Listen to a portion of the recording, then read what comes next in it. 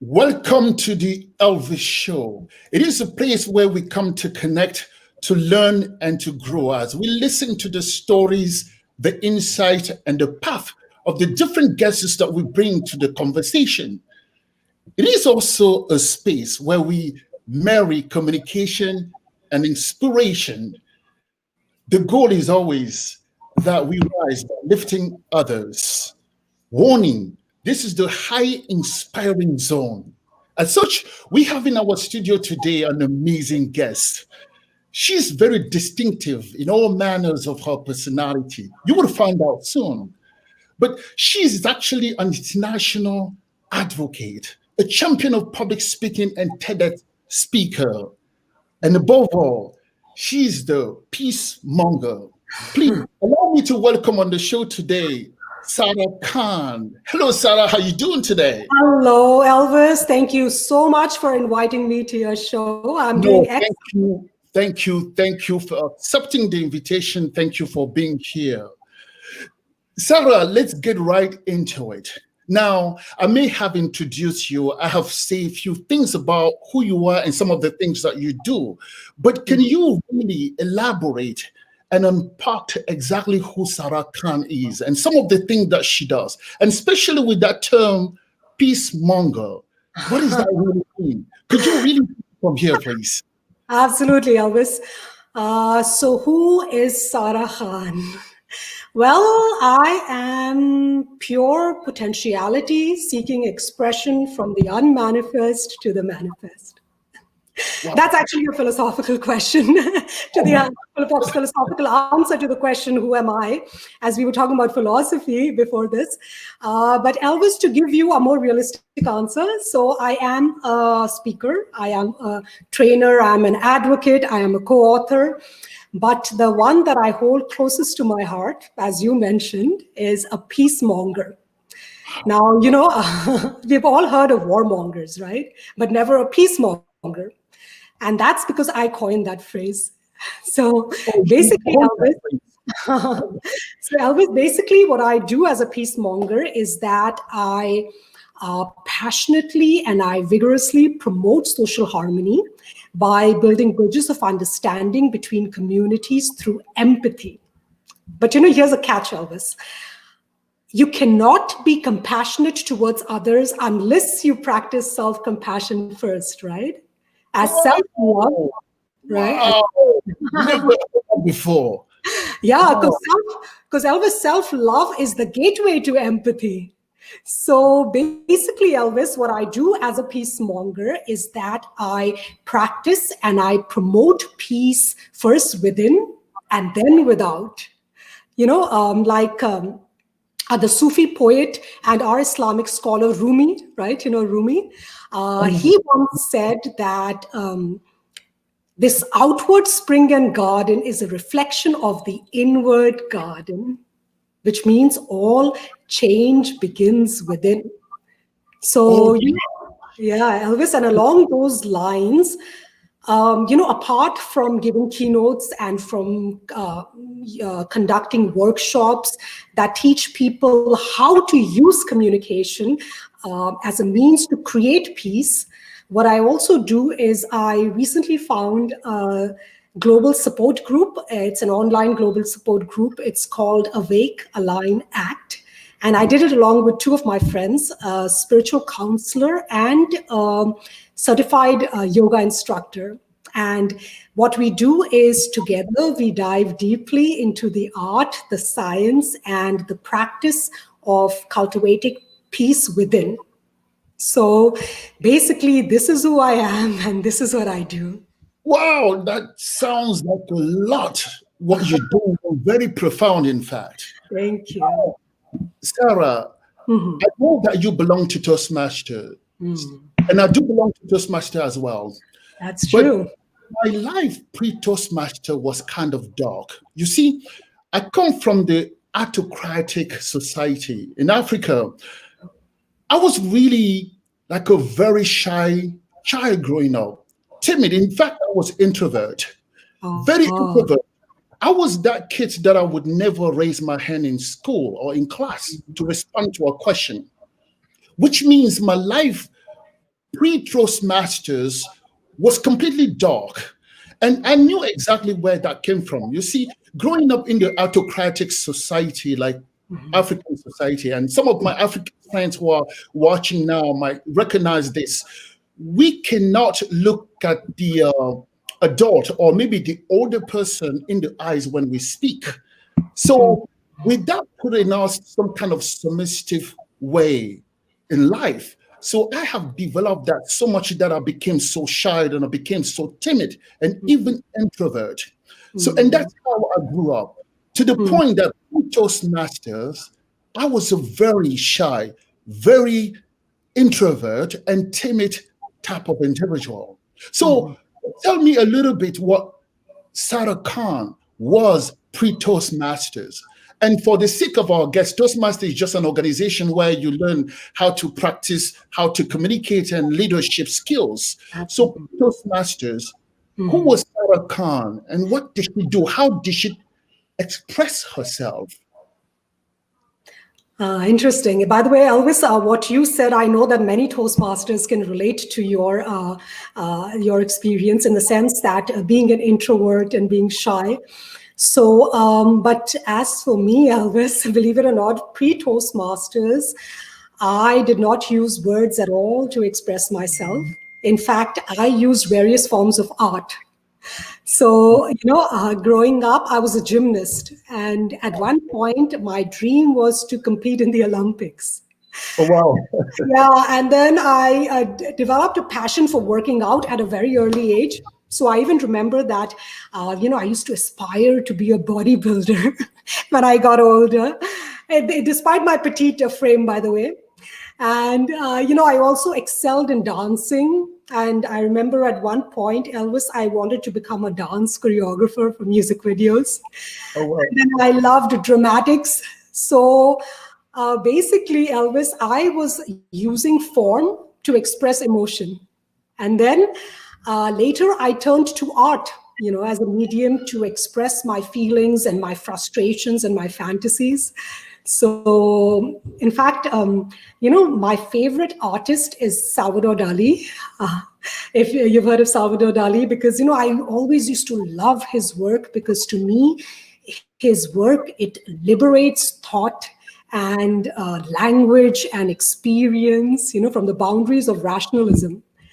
And then Elvis, I transitioned to fashion design. And then I pursued that as a career.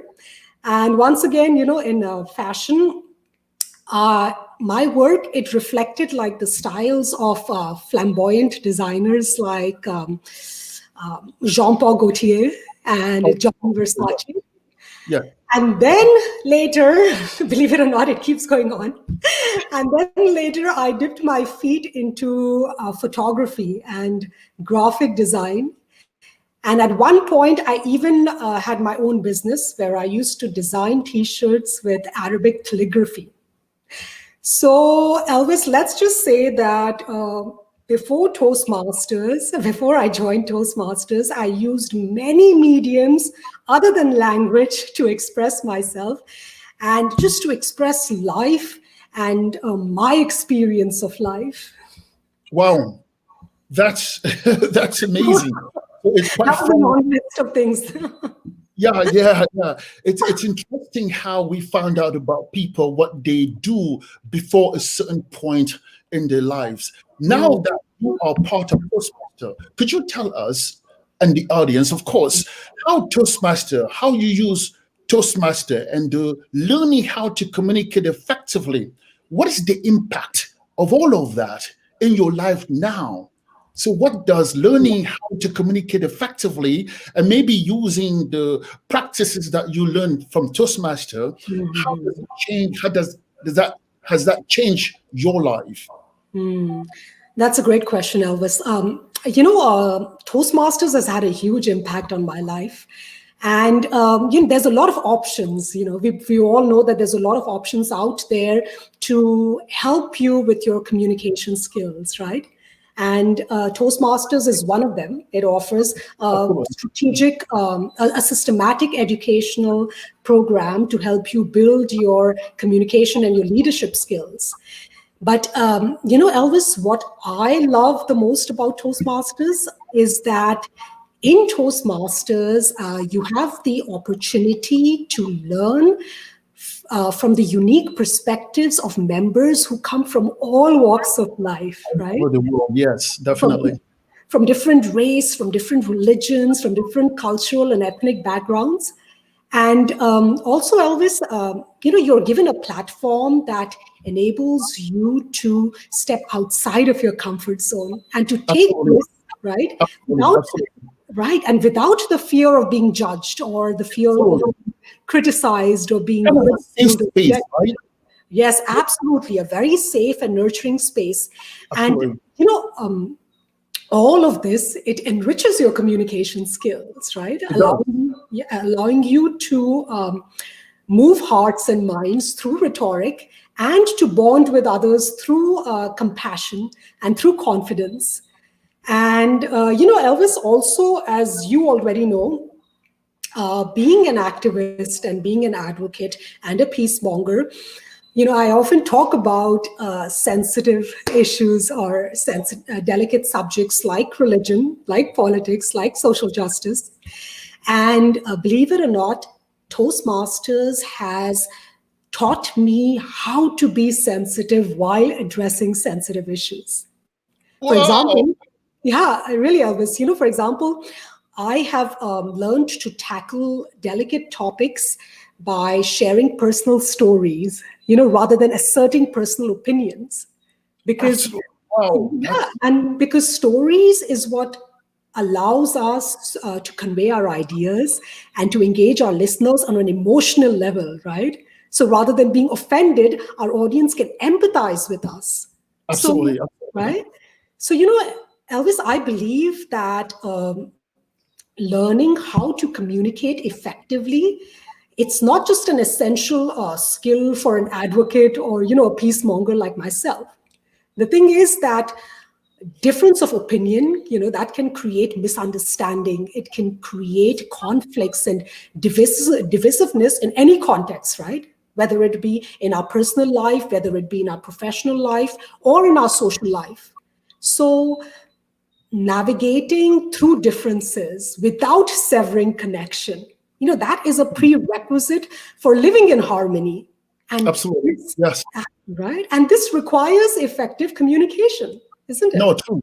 True. So, absolutely. So, Toastmasters, Elvis, has been a huge influence on me as it has taught me how to communicate effectively. Wow, that's amazing. If you just joined us, our guest today is Sarah Khan. She's an international advocate. She's a champion of public speaking and TEDx speaker. And she's also a peacemonger. And she explained that in the beginning what it means to be a peacemonger. Now, Sarah, I know you explained peacemongering. I don't know if that's the term or how to be a peacemonger, what that entails. You explain a little bit.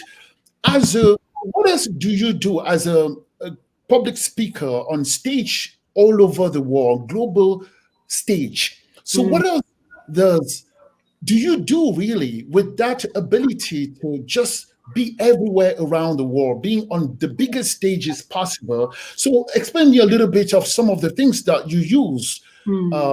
to do as a global speaker. Um, as a global speaker, you know what, Elvis? Other than Toastmasters, basically, I've conducted keynotes and workshops for conferences and for corporations in UAE and India. And I was also a keynote speaker and a host for HALT Prize, which was in partnership with United Nations. And that was in Turkey last year. But, Elvis, the thing is that to me, a global speaker is not to someone who's merely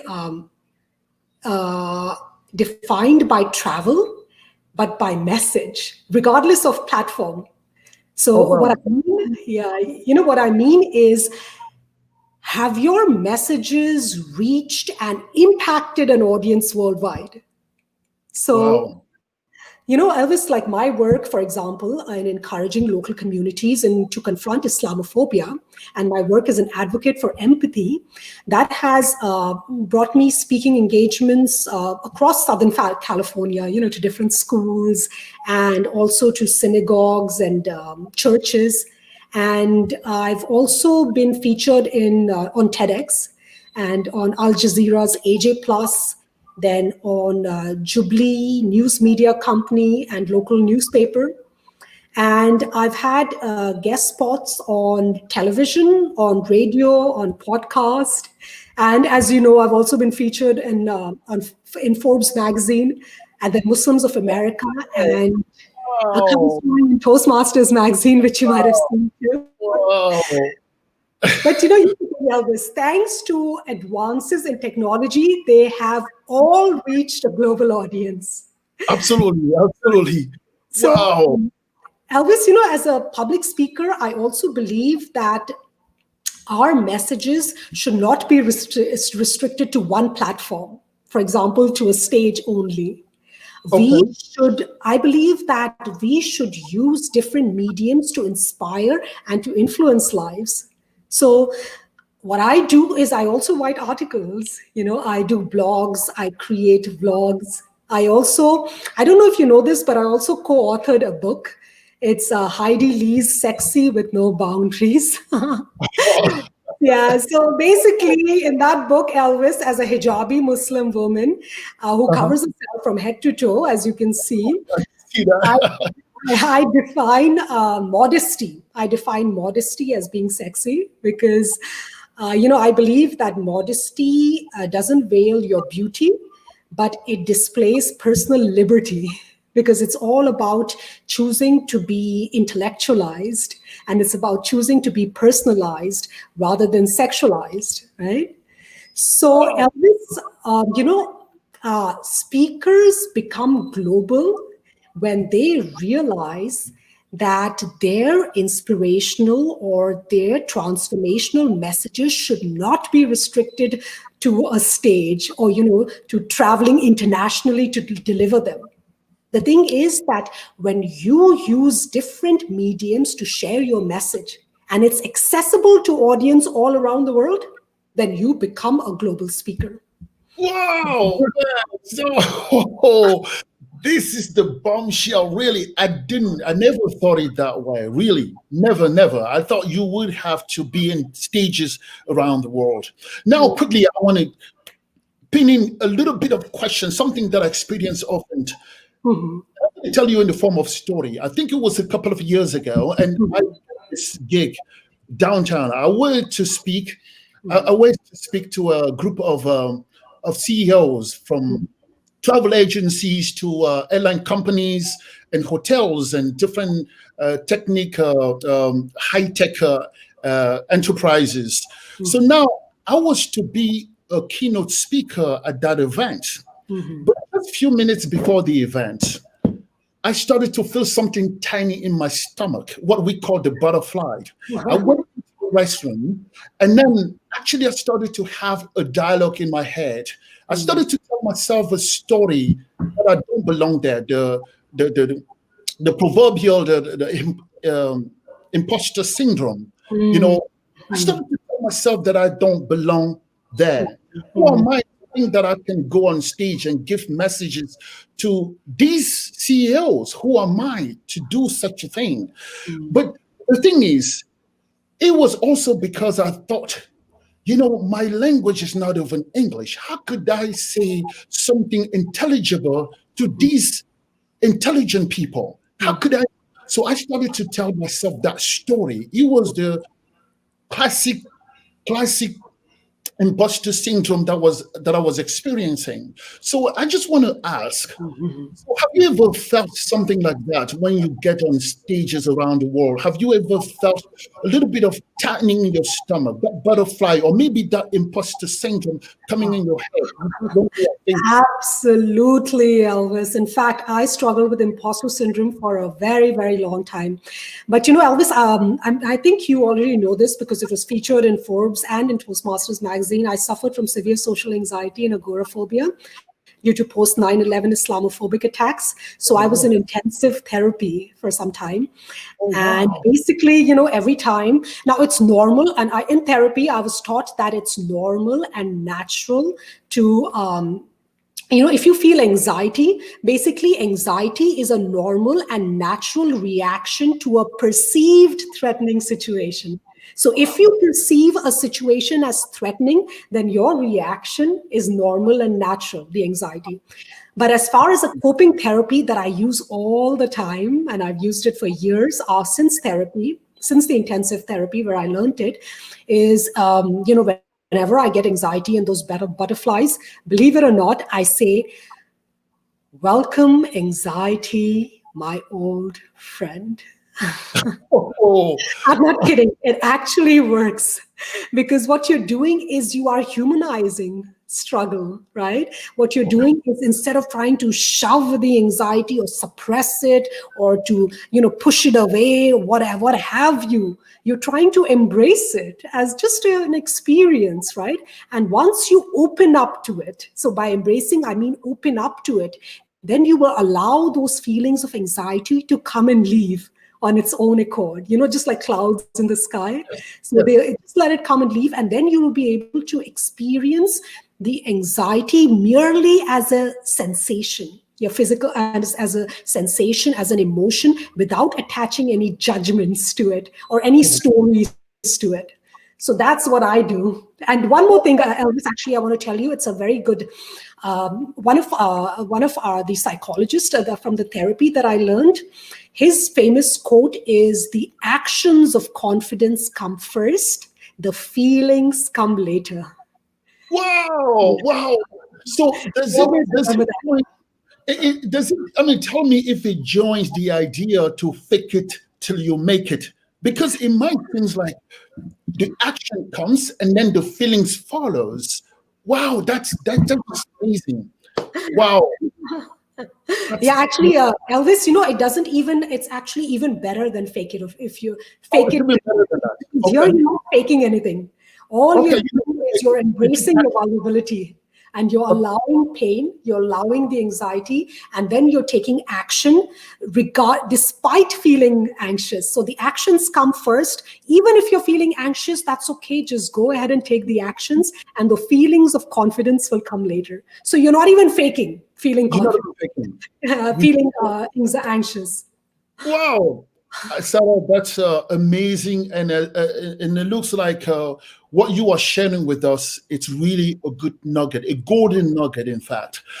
Just a last question as we head to the end of our show now. The very last question is this: if there is any general advice you can give to somebody to help them the idea of communication, idea how to speak a little better, to convey or maybe transfer or translate the message that they hold dear in their heart, what can you advise people about how to about in terms of communication? How can they go about it to do a little better job with communicating with other people around them? What could you really tell those people?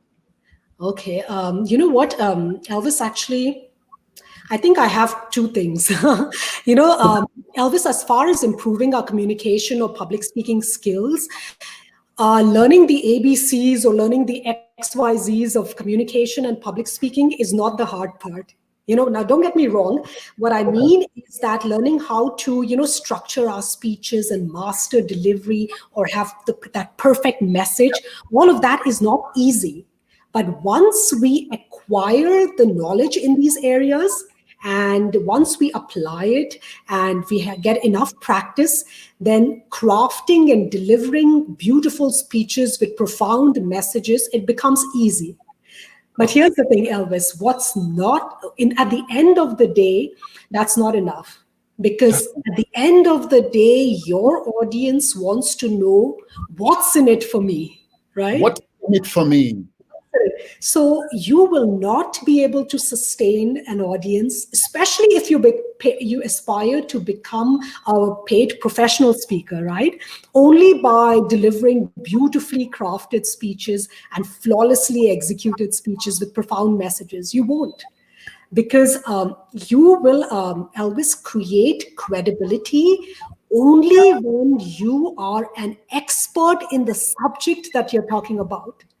So, in other words, the hard work lies in constantly creating and developing content so that your knowledge on the subject is extensive and it's up to date. So my advice to, aspiring speakers or anyone who wants to improve their communication is not just focus on, like, the tips and tricks and techniques of creating profound messages, but make reading, make reflecting and make writing a daily habit. And, Elvis, as far as just learning how to craft and deliver speeches, Toastmasters, that's an excellent organization that can help develop those foundational communication skills, right? Absolutely. Absolutely. And, Elvis, the other thing I wanted to say is, there's a lot of times that people feel that they really don't know what to talk about or what would be profound or what have you, right? So I think that people should spend some time learning the art and the spirit of storytelling, because as communicators or as public speakers, storytelling is the most important skill needed to connect with your audience, right? Yeah. So if people feel like they don't have enough stories to share, or in my perspective, Elvis, that's worked really well for me, is an exercise called Homework for Life. I don't know if you've heard about it, but it's by Matthew Dix. And basically, Elvis, it is a strategy that helps you generate ideas by reflecting on story-worthy moments during the day. And then during nighttime, you take no more than 5 minutes to jot them down before bedtime. So, it could be something as simple as, like I had written something a couple days ago, and basically I wrote that just 3 bullet points, right? So I wrote something like, I spent 30 minutes with my kittens and I watched them playing. And I was so engrossed that there wasn't a single worrisome thought in my mind throughout that time. And perhaps for the first time, I was living in the present moment. So, then I wrote the moral of my story. You don't have to, you don't need a yoga mat, or you don't need pin drop silence to practice living in the here and now. So that's it. So, yeah. So, Elvis, like this simple, like daily reflective exercise, it enables us to discover that our lives are filled with precious moments that maybe we previously ignored, right? Absolutely. Absolutely. So, yeah. Oh, And Elvis, these moments can be fodder for great stories. They can actually change our personal perspectives. They can enable us to find greater meaning in life. So, and you'll never run out of story ideas if you do this homework daily, just like I do it. And the more you do it, Elvis, the more not only will your stories evolve and your messages mature, but you will grow as a human being. So, wow. yeah. Well, thank you so much. Just a very, very, very last question.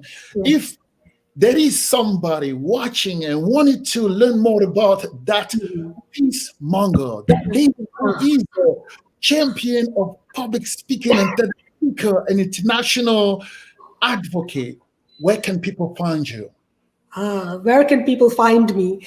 If you Google Sarah Khan Says, like Simon Says, you'll find me on YouTube, on LinkedIn, Facebook, Instagram, my website, or what have you. And, everything I do, Elvis, is available on those platforms.